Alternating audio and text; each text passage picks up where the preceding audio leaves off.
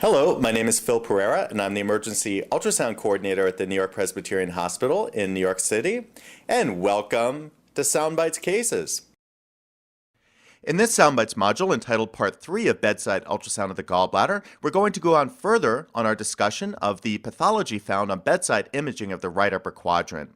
Hopefully first you've reviewed parts 1 and 2 in the series on bedside ultrasound of the gallbladder and understand the right upper quadrant exam performance and normal anatomy, as well as the ultrasound findings of gallstones.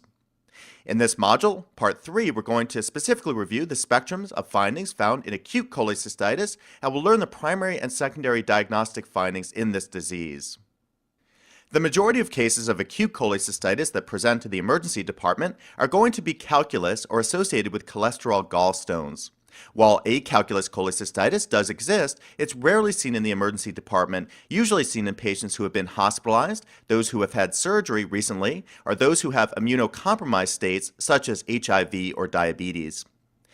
Acute cholecystitis is usually caused by obstruction of the cystic duct by a gallstone resulting in pathology, and the list of sequelae include gallbladder distension, gallbladder edema, infection or acute cholecystitis, ischemia of the gallbladder wall resulting in necrosis and perforation of the actual gallbladder. What are the clinical signs of acute cholecystitis that we're examining for at the bedside of the patient with acute right upper quadrant abdominal pain? Well, the primary diagnostic ultrasound finding is going to be the presence of gallstones with a positive sonographic Murphy's sign, or tenderness over the gallbladder with pressure down on the ultrasound probe. These findings have a 92% positive predictive value for acute cholecystitis as found in this article by Dr. Rawls et al. In Radiology. It's an older article from 1985, but one that's often mentioned on discussion of acute cholecystitis. Now, there's multiple secondary signs of cholecystitis that we should go through, and these include a distended gallbladder greater than 10 centimeters in length, a thickened gallbladder wall that's usually mentioned as greater than 3 millimeters in width. Also, one may be able to see fluid in the gallbladder wall or edema within the gallbladder wall, as shown by a stripe of fluid within the wall. Also, we can have pericholecystic fluid or a line of fluid outside the gallbladder wall as a result of inflammation or early perforation. Now, the presence of these secondary signs of acute cholecystitis does improve our diagnostic positive predictive value, but only increases the yield from 92% to 95%. So it's really most important to look for the primary diagnostic signs of acute cholecystitis. Here's a video clip from a patient who presented with right upper quadrant pain and fever. And as we look at the gallbladder, the first thing we see is the presence of multiple gallstones within the neck of the gallbladder. Also, we're going to examine here the anterior wall of the gallbladder, and notice with the small indicator arrow, I'm just pointing out that anterior wall. Notice that it appears thickened. Now, here I'm just indicating the posterior wall of the gallbladder, and notice that it's difficult to measure the posterior wall due to an artifact known as posterior acoustic enhancement. The sound waves race through the gallbladder, making it difficult to measure that posterior wall as it lights up. Here we're going to put calipers down on the anterior gallbladder wall, and notice that we have a measurement of 4 millimeters, indicative of a thickened gallbladder wall as we defined prior in the last slide as greater than 3 millimeters in width. This is a video showing two views of the gallbladder taken from a patient with right upper quadrant pain and fever. We see long axis to the left and short axis view to the right.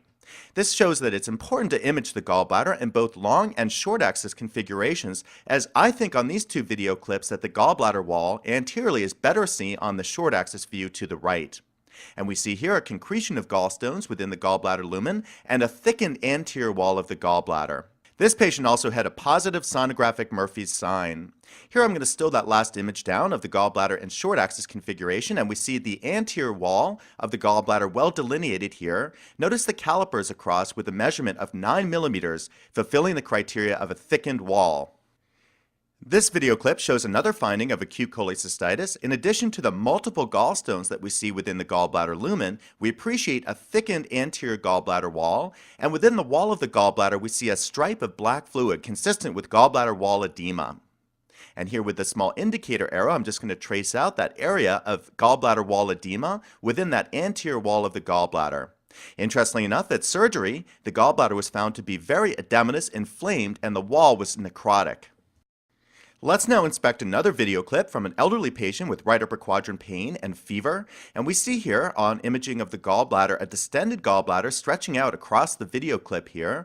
Notice the large concretion of gallstones packed in at the neck of the gallbladder. But let's look closely at that anterior wall of the gallbladder, and we notice, as shown with the small indicator arrow, a stripe of fluid that is going to be pericholecystic fluid outside that anterior wall of the gallbladder. Now, the patient also had a positive sonographic Murphy sign with a great deal of tenderness on pressure down with the probe over this gallbladder. So as we mentioned in part 1 of the ultrasound modules on gallbladder sonography, it's always important to look at a different plane on imaging of the gallbladder. So here's a subcostal view of the same gallbladder. We see again the multiple concretion of gallstones within the gallbladder neck as seen inferiorly towards the image here. Notice the shadowing off the back of the gallbladder, and we can see here the large stripe of pericholecystic fluid that is shown by that dark area of fluid that wraps around the anterior wall of the gallbladder. So, acute cholecystitis on bedside sonography. Let's wrap this module by looking at this video clip for the multiple signs of acute cholecystitis that are present here. First of all, we notice the distended gallbladder with a significant load of gallstones stretching across the posterior wall of the gallbladder. Incidentally, the patient had a positive sonographic Murphy sign, fulfilling the primary diagnostic signs of acute cholecystitis. Next, let's take a look at this video clip for some of the secondary diagnostic signs of acute cholecystitis. As we look at the anterior wall of the gallbladder, we see here that it's thickened and inflamed. We also see a stripe of pericholecystic fluid just outside the anterior wall of the gallbladder. So we see here some more of the secondary signs of acute cholecystitis. In conclusion, thanks for tuning in for the Soundbites module going over part 3 of bedside ultrasound of the gallbladder. Hopefully now you understand the primary diagnostic signs of acute cholecystitis on bedside imaging, that is the presence of gallstones and a sonographic Murphy sign. Recall that these two findings have a very high yield for the presence of acute cholecystitis. I hope also that you can identify some of the secondary diagnostic signs of acute cholecystitis, that is a large gallbladder, a distended gallbladder greater than 10 centimeters with gallbladder wall thickening greater than 3 millimeters, the presence of gallbladder wall edema, and also finally the presence of pericholecystic fluid. So now I believe you're ready to evaluate patients during your next shift for gallbladder disease and acute cholecystitis. And I look forward to seeing you in the future as Sono Access continues.